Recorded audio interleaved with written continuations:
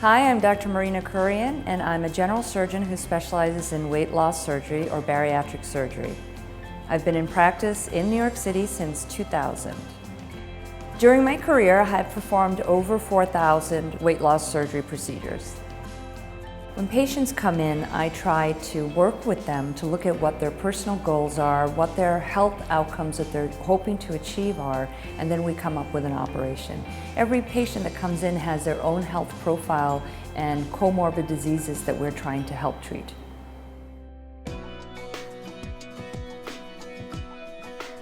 Weight loss surgery is offered to patients who are morbidly obese, and that is a definition that can be done with looking at your weight, looking at your height, and then coming up with a number. That number is called a BMI, or body mass index. There are many calculators that are available to check and see what your BMI is, and I also have one on my website. Morbid obesity itself is a problem because it can result in high blood pressure, diabetes, sleep apnea, and other health conditions. Morbid obesity is also extremely painful for many of our patients.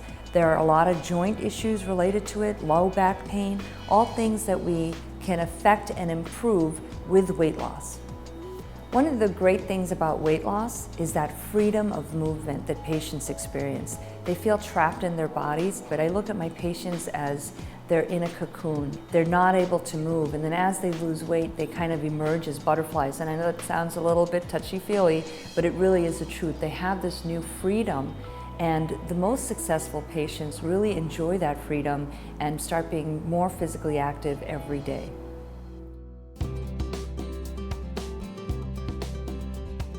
Weight loss surgery works in a variety of different ways. We have restrictive procedures that make you eat less food, such as gastric banding, sleeve gastrectomy, and gastric bypass.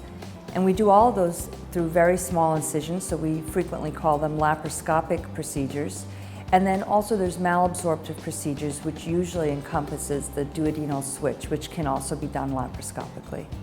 Laparoscopic surgery refers to small incisions that we do. This enhances recovery. We also refer to it as minimally invasive surgery, and all the procedures can be done in this manner. With a laparoscopic adjustable gastric band, I'm taking this very soft silicone device, putting it around the upper part of the stomach, and then I connect it to a port that goes under your skin. And through that port, and again, nothing's visible outside, through that port, I inflate the band so that it cinches around the stomach, making you less hungry and having you eat less food. Laparoscopic sleeve gastrectomy, I take out about 70% of the stomach and completely remove it from the abdomen. So it's gone. It can't grow back. It's an irreversible procedure.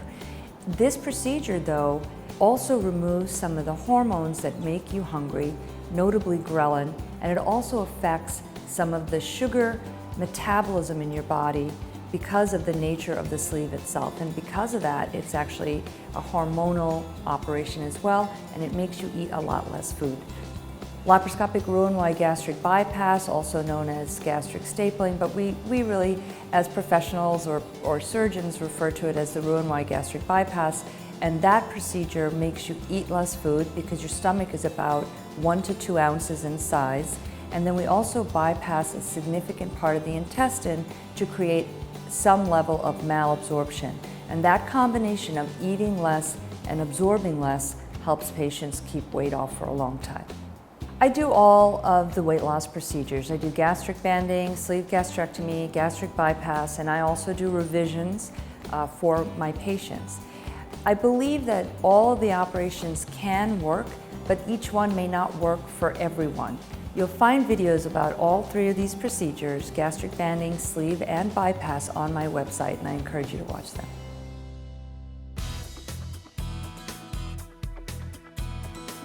A lot of times patients want to know exactly how much they can lose. With gastric banding, you can see up to about a 50% reduction of the excess weight, or the weight above your ideal body weight. With a sleeve gastrectomy, we see about 60% reduction, and with a gastric bypass, it can be up to 70% reduction of the excess weight. We're talking about sustained, durable weight loss and helping patients stay successful on their weight loss journey.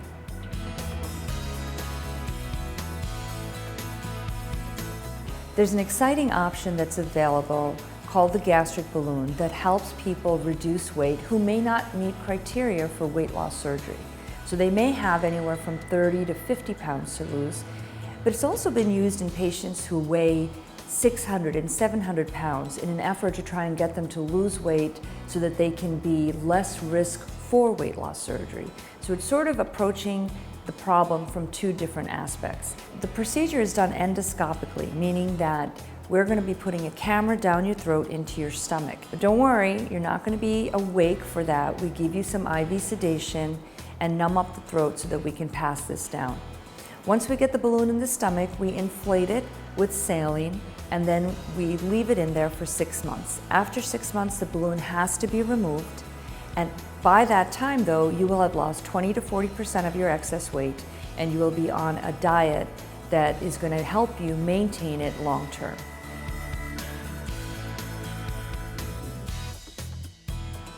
Many insurance plans do cover weight loss surgery, and we participate with several of them.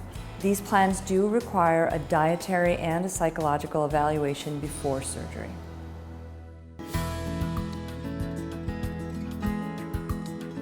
After all the procedures, patients are on a specialized diet. They will need to be on 10 days to 2 weeks of liquid diet, followed by 10 to 14 days of a pureed diet.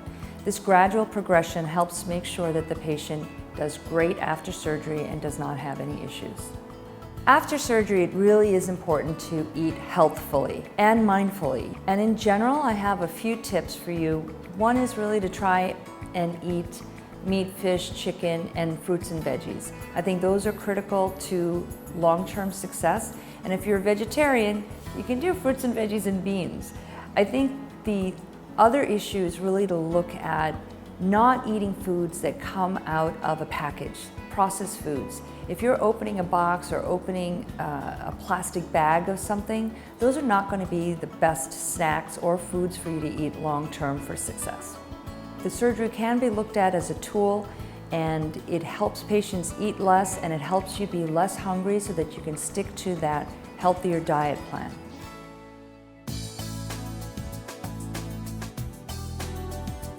All of these operations, while they benefit you with weight loss, they can have side effects. Immediately after surgery, there can be some nausea or vomiting. There's also some other side effects with the stapling procedures, such as gastric bypass and sleeve gastrectomy, something called dumping, where if you have something that's high in fat, it sort of races through your system and you can have abdominal cramping, diarrhea, some nausea.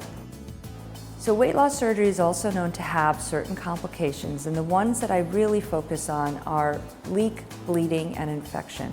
And these are things that I am concerned about, and while I have a low rate of each one of these complications, it's still something that I want you to be aware can happen with any procedure. The key to any complication after surgery is really the follow-up. It's calling your surgeon, calling me, because I know what to expect and what is within normal range for most patients, and we can work with you to help you on your journey to success.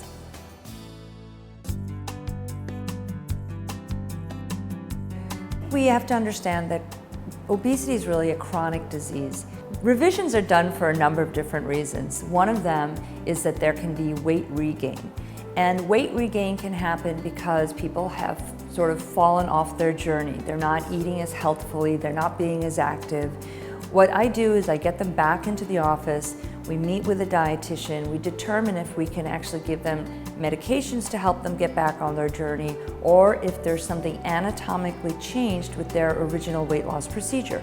Revisions can also be done for complications. Sometimes patients get ulcers, sometimes people have heartburn, reflux. There are a variety of different reasons why we look to do a revision of a weight loss procedure.